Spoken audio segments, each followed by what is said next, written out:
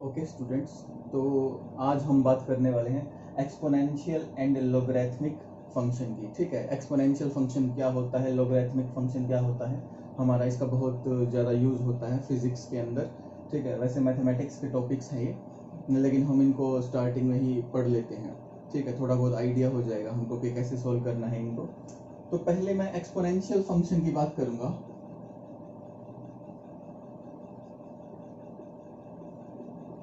इस exponential function को बताने से पहले मैं एक जनरल फंक्शन लेता हूं आपके पास। पहले कोई भी फंक्शन जैसे कि y is equal to x square. ठीक है, अगर मैं इसका ग्राफ बनाऊंगा तो आपको पता है कि यहाँ x है, ये y है, तो ग्राफ इसका कुछ ऐसा बनता है कि x की वैल्यू आपने मान लेते हैं 0 रख दी, तो आपका y कितना आ जाएगा, 0 रेज टू पावर 2, कितना आ गया 0। x की वैल्यू आपने 1 रखी तो 1 का स्क्वायर कितना 1। x की वैल्यू 2 रखी आपने यहाँ पे, तो 2 का स्क्वायर कितना, यहाँ पे 4 आ जाएगी वैल्यू। ठीक है, तो इस तरीके से हम देख रहे हैं वैल्यू y की वैल्यू लगातार बढ़ती जा रही है।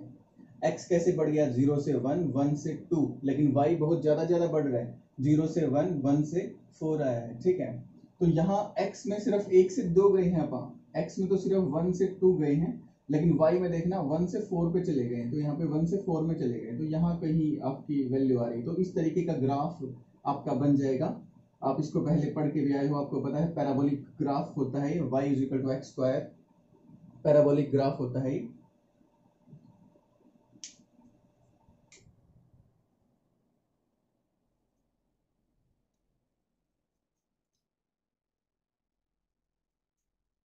ठीक है, इसके बाद अगर मैं यहाँ पे एक चीज और देखना चाहूं कि यहाँ पे स्क्वायर की बजाय क्यूब होता, अभी तो स्क्वायर है, लेकिन एक और फंक्शन में मान के चलता हूँ x का क्यूब होता है यहाँ पे, तब देखते हैं कैसे कैसे सिचुएशन आपकी बदल रही है।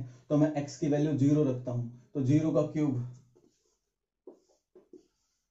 0, फिर x की वैल्यू मैं 1 रखता हूँ, तो 1 का क्यूब 1, और फिर x की वैल्यू में 2 रखता हूँ, तो 2 का क्यूब 8, और इसी तरीके से जब x की वैल्यू में आगे रखता जाता हूं तो वैल्यूज आपकी लगातार फिर से क्या होती जाएंगी, बढ़ती ही जा रही हैं। ठीक है, तो यहाँ देखना, यहाँ 0 1 फिर 4, यहाँ पे y 0 1 और 8, तो यहाँ पे और ज्यादा बढ़ रहा है। ठीक है ना, बहुत ही जल्दी जल्दी बढ़ रहा है। ठीक है, तो हम इसको बोलते हैं कि इसकी जो कर्व आने वाली है ये आपकी y is equal to x square की है, लेकिन जब मैं क्यूब की बनाता हूं y is equal to x cube, तो इसका ग्राफ, इसकी जो कर्व आने वाली है वो थोड़ा सा और ऊपर की तरफ आने वाली है। इसको हम बोलते हैं ये और ज्यादा स्टीपर है। ठीक है ना, तो और ज्यादा स्टीपर आने वाली है ये। ठीक है, अब ये बता क्या रहा है, ये बता रहा है कि वैल्यू में कितना कितना कैसे कैसे इंक्रीज हो रहा है। ठीक है, अब इसी तरीके से हम बहुत ही ज्यादा इंक्रीज की बात करते हैं, जैसे आप आजकल आपने सुना होगा कि जो कोरोना के पेशेंट्स हैं वो एक्सपोनेंशियली इंक्रीज कर रहे हैं। ठीक है, तो वो कैसे, वो एक्सपोनेंशियली का मतलब क्या है कि इसी तरीके से है इसका मतलब भी कि वो जैसे दिन तो थोड़े थोड़े हो रहे हैं, जैसे एक दिन और फिर अगला दिन फिर अगला दिन, लेकिन उनकी ग्रोथ बहुत ज्यादा हो रही है, एक एक दिन में बहुत बढ़ते ही जा रहे हैं वो। ठीक है, पहले दिन में आते हैं मान लेते हैं 10 पेशेंट, अगले दिन पेशेंट आते हैं 100, तो इस तरीके से आपकी वैल्यू बढ़ रही है वहां पे। ठीक है, तो अब देखते हैं कैसे गए।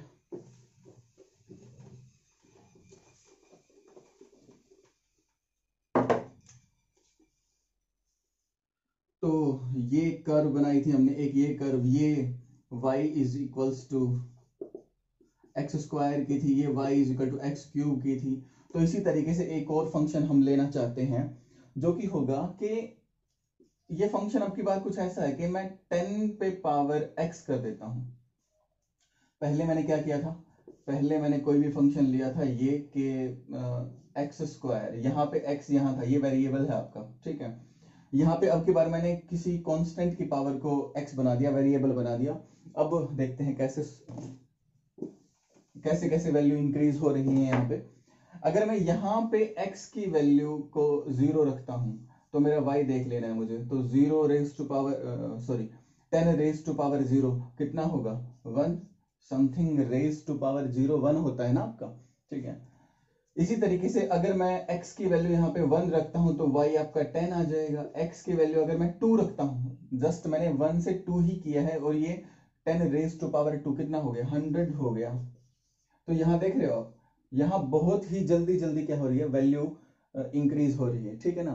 तो ये जो फंक्शन है ना आपका, इसी को हम बोलते हैं एक्सपोनेंशियल फंक्शन। इसमें क्या खास बात है, इसमें खास बात ये है कि यहाँ पे ये 10 जो है ना, ये एक कांस्टेंट है और ये क्या है आपका, एक वेरिएबल है, ठीक है। तो यही एक्सपोनेंशियल फंक्शन होता है।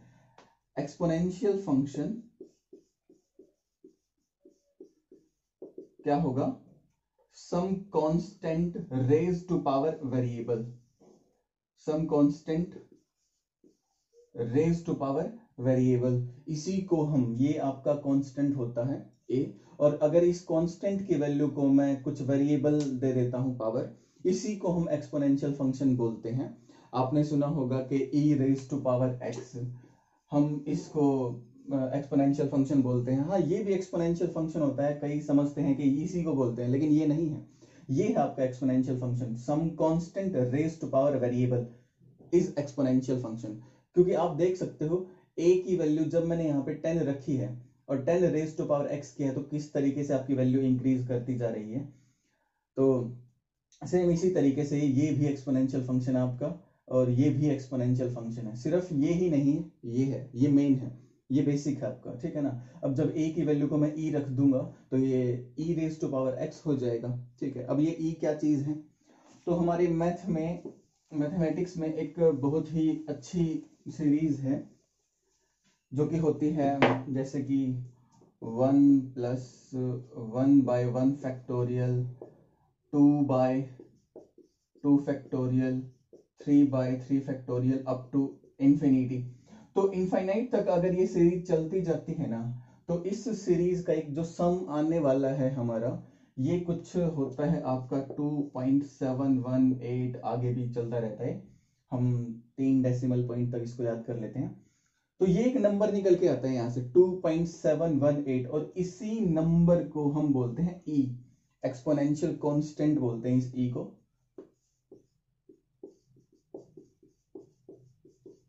एक्सपोनेंशियल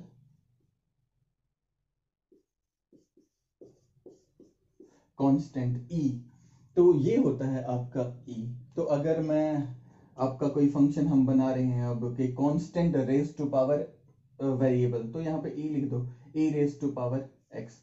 तो ये भी आपका क्या है, एक्सपोनेंशियल फंक्शन होता है। ई के बारे में आपको पता चल गया, ये एक इनफाइनाइट सीरीज होती है 1 प्लस 1 बाय 1 फैक्टोरियल। ये जो मैंने सिंबल लगाया है यहाँ पे, ये सिंबल, ये वाला सिंबल, इसको हम बोलते हैं फैक्टोरियल। ये भी एक ऑपरेटर होता है आपके मैथ में। जैसे हम दो नंबर को ऐड करना चाहते हैं तो क्या लिख देते हैं, 3 प्लस 3 इज इक्वल टू 6 कर दिया मैंने यहाँ पे।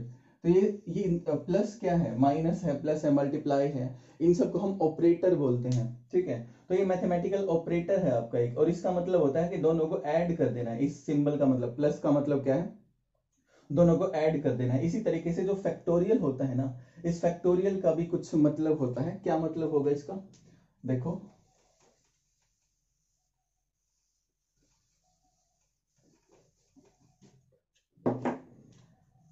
तो फैक्टोरियल का मतलब जैसे मैंने लिख दिया 5 फैक्टोरियल, इसका मतलब होता है कि 5 और फिर एक एक नंबर आप कम करते जाओ और उसी नंबर से मल्टीप्लाई करते जाओ। तो यहाँ पे 5 से एक कम, 4 इंटू 3 इंटू 2 इंटू 1। तो ये जब तक 1 नहीं आ जाता तब तक इसको मल्टीप्लाई करते ही रहते हैं हम, ठीक है ना, लास्ट तक। अगर मैं लिखता हूँ यहाँ पे n फैक्टोरियल, तो n का मतलब क्या, n मल्टीप्लाइड बाय, एक कम करना है तो n minus 1 into n minus 2 n minus 3, इस तरीके से लास्ट तक। तो ये मतलब होता है इस फैक्टोरियल का, ओके। इसके बाद हम बात करेंगे लोगरिथमिक फंक्शन की।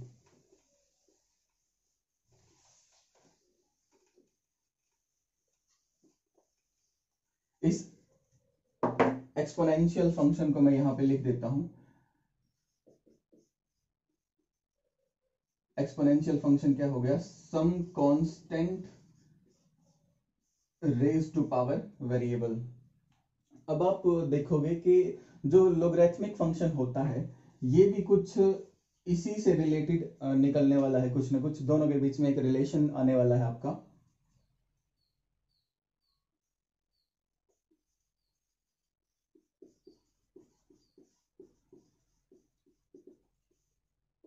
एक नंबर लिखता हूं मैं आपके सामने, मैंने लिखा 2 रेज टू पावर 3।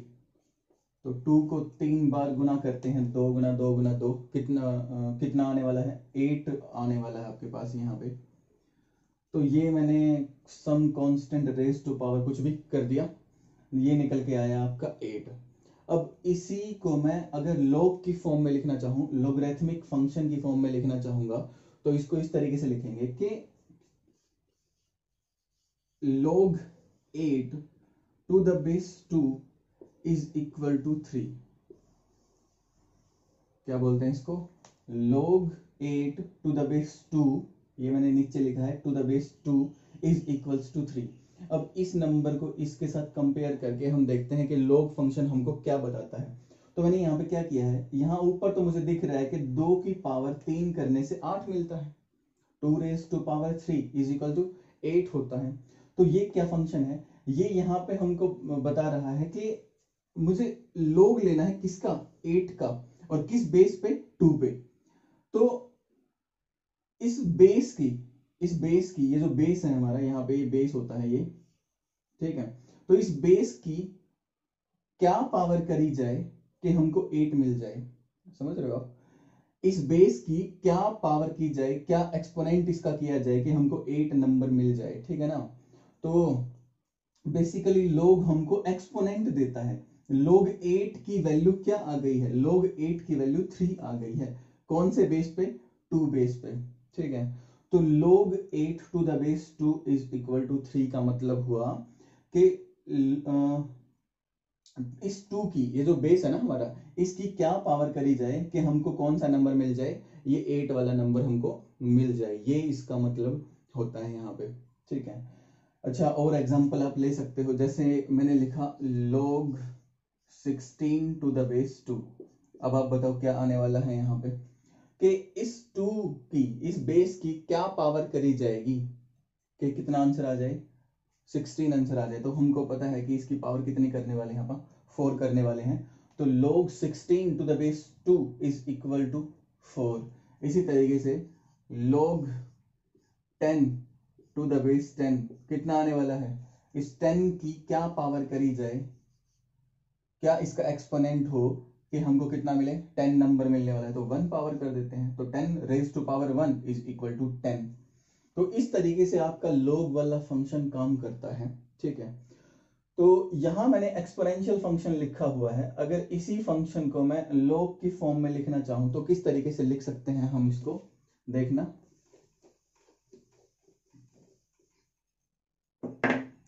यहाँ पे a raise to power x is equal to y है, तो y हमको एक नंबर मिल गया। तो अगर मैं इसको log की फॉर्म में लिखूंगा तो log y, और बेस कितना है, यहाँ पे बेस है हमारा a, तो log y to the base a is equal to x, ठीक है। y is equal to a raise to power x, ये आपका एक्सपोनेंशियल फंक्शन है, ये आपका लोगरिथमिक फंक्शन है, log हम इसको नॉर्मली बोल देते हैं, ठीक है। तो ये क्या बताता है, ये बताता है कि इस कांस्टेंट की पावर कुछ वेरिएबल है, और ये वेरिएबल पावर करने पे हमको क्या नंबर मिल गया, y नंबर मिल गया। लेकिन यहाँ पे क्या है, यहाँ पे हमारे हमको नंबर दिया गया है पहले ही कि log निकालना है मुझे इस y का, इस नंबर का, इस बेस पे, तो पावर क्या आएगी। तो यहाँ एक लोकल तरीके से अगर मैं समझना चाहूँ तो ऐसा बोल सकते हो आप कि यहाँ मुझे पावर दे के वैल्यू पूछी गई है, और यहाँ पे मुझे वैल्यू दे के पावर पूछी गई है इस बेस पे, ए बेस पे, ठीक है। तो ये इन दोनों के बीच का रिलेशन हुआ, लोगरिथमिक फंक्शन का और एक्सपोनेंशियल फंक्शन का। अब हम लोग जो होता है हमारा, वो 2 टाइप का हम पढ़ते हैं, लोगरिथमिक जो होगा वो 2 टाइप का होता है। कौन कौन सा होता है देखते हैं। एक होता है आपका कॉमन लॉग, और एक होता है आपका नेचुरल लॉग। नेचुरल लॉग को हम लिखते हैं ln, और इसको मैं नॉर्मली LOG से ही डिनोट करता हूं, ठीक है। तो कॉमन लॉग क्या हुआ, LOG से डिनोट करने वाले हैं, और नेचुरल लॉग को किससे डिनोट करेंगे, ln से डिनोट करने वाले हैं।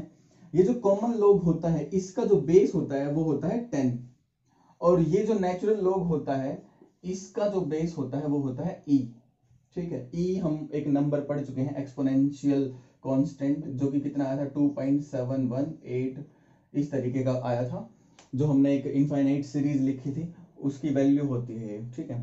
तो अगर आपका बेस e है, अगर लॉग का जो बेस है वो कितना है e है, तो इसको हम नेचुरल लॉग बोलते हैं। आप ये लिख सकते हो, ये लिख सकते हो, एक ही बात है। ln लिखो या फिर log e लिखो, एक ही बात है। इसको आप log टू द बेस 10 इस तरीके से लिखते हो, ठीक है। अब log से रिलेटेड कुछ प्रॉपर्टी होती हैं हमारी, वो प्रॉपर्टीज हम पढ़ना चाहते हैं। तो प्रॉपर्टीज ऑफ log,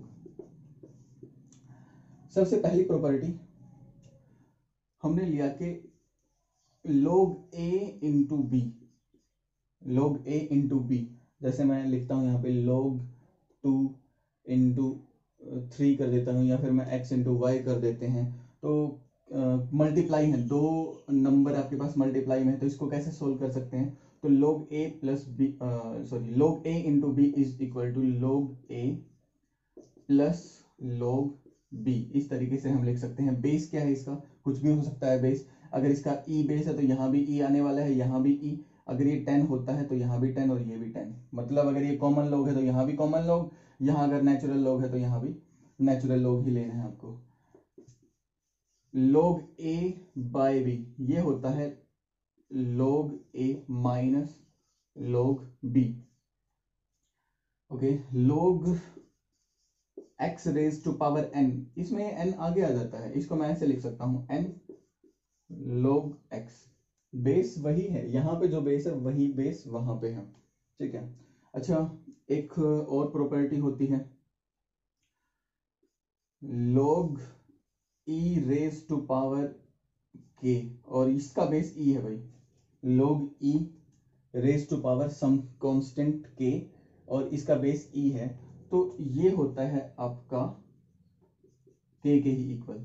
तो log e raise to power k is equal to k, okay. ये कैसे समझ सकते हो आप, देखो इसको इस ऊपर वाले के साथ कंपेयर करके देखो, तो log x की पावर n, तो यहाँ भी log e की पावर k, तो k तो आगे आना ही था, जैसे इसके अंदर n आगे आया था तो k तो आगे आना ही था, और बचेगा क्या, जब n आगे आ गया तो यहाँ पे log x बचा था, तो यहाँ बचेगा log e, और टू द बेस क्या है e, तो log e to the base e क्या आने वाला है, आप सोच सकते हो कि e की क्या पावर करी जाए कि e ही आ जाए, तो 1 पावर कर देते हैं, तो इसका मतलब ये नंबर कितना होता है, ये नंबर होता है आपका 1, e raise to power 1 is equal to e, okay. एक ये प्रॉपर्टी हमने पढ़ ली। एक और प्रॉपर्टी होती है हमारी जिसको हम बोलते हैं change of base, change of base formula. कई बार क्या होता है कि हमको वैल्यू मान लेते हैं log e में दी हुई है, हमारा जो log दिया हुआ है वो एक्सपोनेंशियल बेस पे दिया हुआ है, और हमको उसको 10 में कन्वर्ट करना है, या फिर नेचुरल लॉग को कॉमन लॉग में कन्वर्ट करना है, या फिर कॉमन लॉग को नेचुरल लॉग में आपको कन्वर्ट करना है। तो कैसे हम कन्वर्ट कर सकते हैं, कैसे हम बेस को चेंज कर सकते हैं, ये बात हमको देखनी है, ठीक है। तो इसके लिए हमने देखा कि log a to the base b है, log a to the base b, तो इस b को मैं चेंज करना चाहता हूं, किसमें, x में चेंज कर लेते हैं, चलो। तो यहाँ पे मैं इसको log x में चेंज करना चाहता हूं, ठीक है। तो करेंगे क्या, log ये डिवाइडेड बाय log xb, ये फॉर्मूला है हमारा, ठीक है। क्या बताया इसके अंदर हमने देखा कि log a to the base b, log a to the base b, और इस b को हम x log में x बेस पे चेंज करना चाहते हैं, तो करना क्या पड़ेगा, log x a divided bye log x b, ये काम हमको करना पड़ता है। ठीक है, तो अब मैं आपको नेचुरल लॉग को कॉमन लॉग में कन्वर्ट करके दिखाता हूं इसी फॉर्मूले के अकॉर्डिंग, देखना।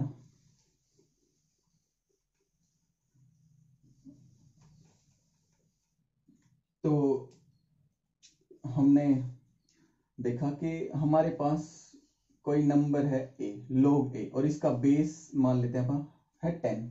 ठीक है, और इसको मैं एक्सपोनेंशियल में कन्वर्ट करना चाहता हूं। ठीक है, तो इसको आप इसके साथ कंपेयर करना, दिस इज इक्वल टू, तो फॉर्मूला क्या कहता है, अगर e में चेंज करना है तो यहाँ e, और फिर a, ये a यहाँ पे लिखना है हमको, डिवाइडेड बाय log e, और ये जो हमारा b है, ये वाला b यहाँ पे ये आ जाएगा, तो यहाँ पे क्या है, e है ना हमारा, सॉरी 10 है ना, तो यहाँ पे 10 आ जाएगा। इस तरीके से आप कंपेयर कर सकते हो, ये आपका a है, ये क्या है आपका b है, इसको इसके साथ जब कंपेयर कर रहे हैं, ये a आपका ये रहा और b यहाँ पे b, और इस b को किस में चेंज करना है, e में चेंज करना है। ठीक है, तो b कहाँ कहाँ आता है, तो b यहाँ आ जाता है हमारा, तो यहाँ पे b आ गया, 10 आ गया यहाँ पे। ठीक है, तो ये नंबर आ गया हमारे पास, तो यहाँ से log 10a is equal to log e a divided by ये नंबर क्या कहता है, ये नंबर कहता है कि log 10 to the base e, ये कितना होता है, देखो आप e की क्या पावर करोगे कि आपके पास 10 आ जाए, यही तो मतलब होता था इसका।